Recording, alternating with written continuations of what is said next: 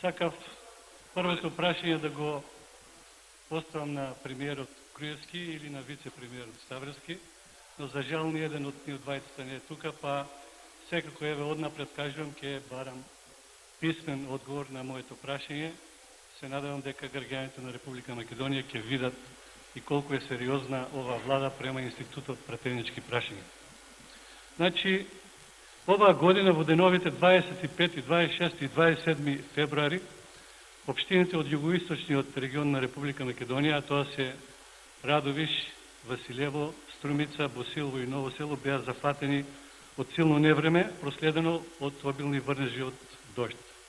Сето тоа заедно со топењето на снегот од околните планини доведе до надојдување на големи количини на вода и прелевање, или подобро кажено излевање на сите речни корита, порови и одводни канали. Сето тоа предизвика огромни поплави во сите 5 општини и посебно големи беа поплавите по течението на реката Струмица. Во општина Струмица беа направени големи штети во населените места Муртино, Добрејци, Давиле, Просениково, Сачево, Куклиш, Баница и градско Балдовци. Секако и во другите 4 општини имаше големи штети и немаме доволно време да ги набројам сите населени места кои што беа поплавени од тоа невреме. Како што е по закон, итно беа формирани општински комисии за утврдување на штети и беа направени во поголем формат за да можат што побрзо да одговорат на големиот број на барања. Со почетокот на поплавите веднаш беа активирани општинските штабови за заштита и спасување кои со сите можни средства и ресурси заедно со поплавените граѓани се борија со водената стихија. Од водената стихија беа однесени патишта, разрушено мостови, беа уништени земјоделски посеви, беа уништени земјоделски обработливи површини, а за штали, дворови и куќи и да не зборуваме. Но веднаш со појавувањето на општинските комисии на терен за проценка на штета се појавија и други комисии. Едната беше од Министерство за труд и социјална политика и делеше еднократна помош од 15.200 денари. Тоа секе беше добро, ако во тоа невреме, како што знае ВМРО ДПМН, тие екипи не беа појачани, засилени, така да се изразам, со по 1 до 2 локални активисти, кои и фактички одредуваа, се разбира селективно, кои ќе добија таа парична помош.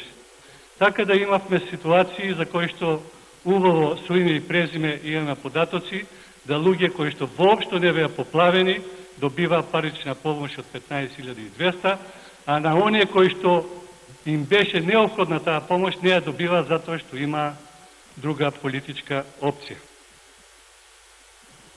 Нормално, за 20 дена или 15 дена од тогаш кога се случуваше сето тоа, имавме избори и партијските војници на ВМРО ДПМН тоа секојаш знаат да го искористат, знаат да ги искористат државните пари, знаат да го искористат буџетот на Република Македонија, парите од граѓаните на Република Македонија и во сета таа збрка, во сето тоа невреме да ќарат некој глас. Но тука не беше крајот. Се појавија и трети екипи, срам ми е да ги наречам комисии, бидејќи шетаа со обележени комбиња. Овие беа од Министерството за земјоделство, шумарство и водостопанство и пак појачени со локални партијски војници, шетаа поселективно изберени обработливи земјоделски површини, по раници, по пластеници и секако пишуваа нешто и обеќаваа многу. Но сепак единствените кои што си ја започнаа и си ја завршија работата беа општинските изборни комисии во сите 5 општини. За Струмица беа поднесени 1440 барања за проценка, а комисијата утврди штета на 1377. Вкупната штета во Струмица е процената на 266 милиони денари, во Василево на 258 милиони денари, во Босилово 70 милиони денари и така натаму и така натаму. Прашањето кое што сакав да го поднесам и да го поставам беше дека овие извештаи одат во владата на Република Македонија, покрај во Министерството за финансии, во Центар за управување со кризи и така натаму, во сите институции кај што треба да одат, но главно е дека одат во владата на Република Македонија. Помина од тогаш, од цело невреме, од тие штети, голем временски период. И прашањето е дали владата има намера да ги обештети овие граѓани. Дали тоа ќе биде со 40, 50, 60% од тоа што е проценето како штета, или нема да им даде ништо.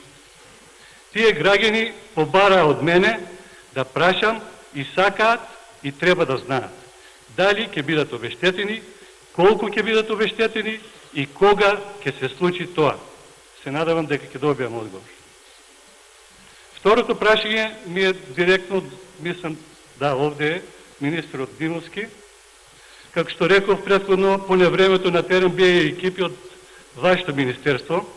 Се надавам дека од нивните извештаи, од нивните посети на поплавените подрачја, ако не друго, барем извлековте одредени заклучоци, бидејќи беа поплавени околу 3500 хектари обработливо земјоделско земјиште, претежно засеено или претежно со расаден материјал, а исто така огромна количина од тоа земјиште и беше неупотребливо за еден подолг временски период.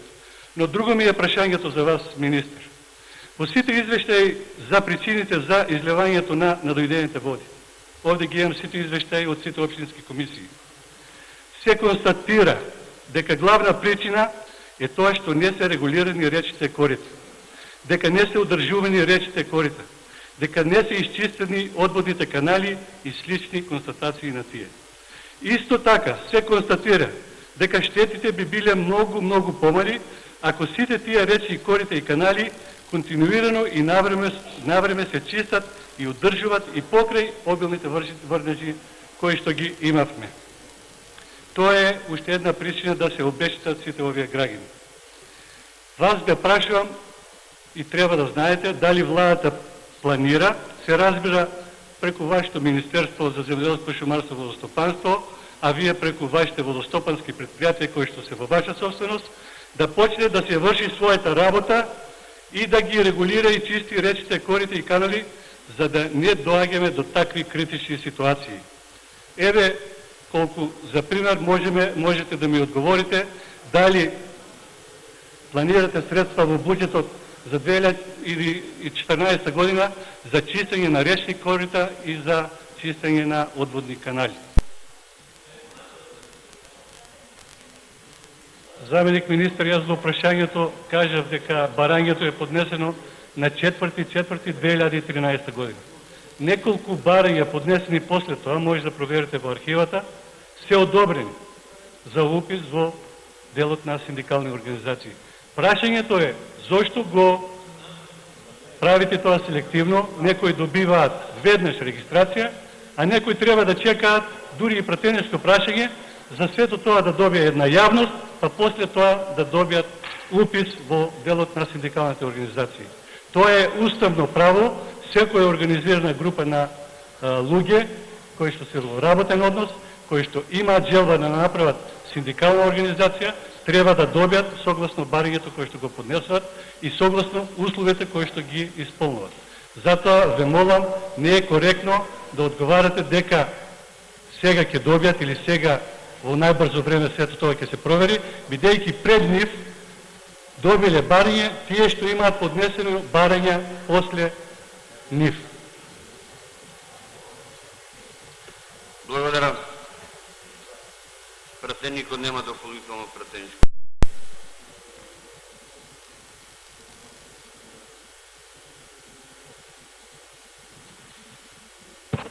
Министер, очекував малку по-конкретен одговор. Вие ми раскажувавте за Маркова река и за некои едни инвестиции. Очекував, признавте дека вашите екипи беа на терен. Борете тоа. Треба да биат на терен.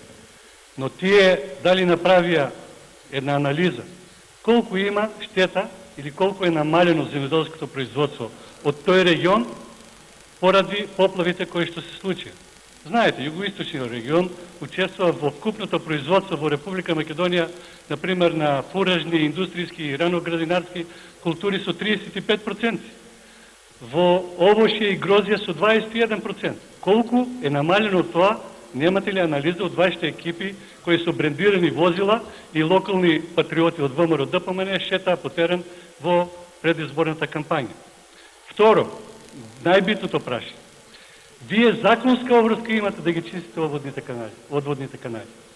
Согласно законите на Република Македонија, парите од концесии на државно земјоделско земјиште треба се враќат таму на терен.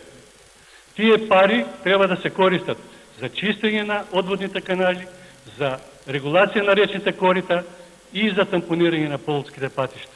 Дали тоа се случува, тоа е друго прашање. Очигледно е дека не ги почитувате законите, а со менување на одредени законски решенија им наметнувате на земјоделците, еве како што имаме во законите за водостопанство, да секој земјоделец кој што не платил водарина за наводнување или не платил за одводнување, одма му доаѓаат извршители и тој мора да го почитува законот. Ако не го почитува, или ќе има извршување, а после извршувањето следува да не добие субвенција. Значи, вие знаете и сакате, согласно законите, да ги казнувате земјоделците затоа што не плаќаат одредена законска обврска. Како сите оштетени граѓани од овие поплави, сега треба вас и премиерот да ве казнат, кога вие не ги извршувате вашите со закон дефинирани обврски. Тоа е битното прашање. Значи, со закон треба тоа да го одржувате, вие не го одржувате. Со закон вие треба да ги плаќате тие обештетувања, вие не ги плаќате. Како да постапат сега тие граѓани кои што има големи штети и во земјоделското производство, и во дворовите, и во куќите, и во шталите, и секаде, а не можат да дојдат до средства кои што државата треба да ги издвои за тоа сето колку толку да се покрие.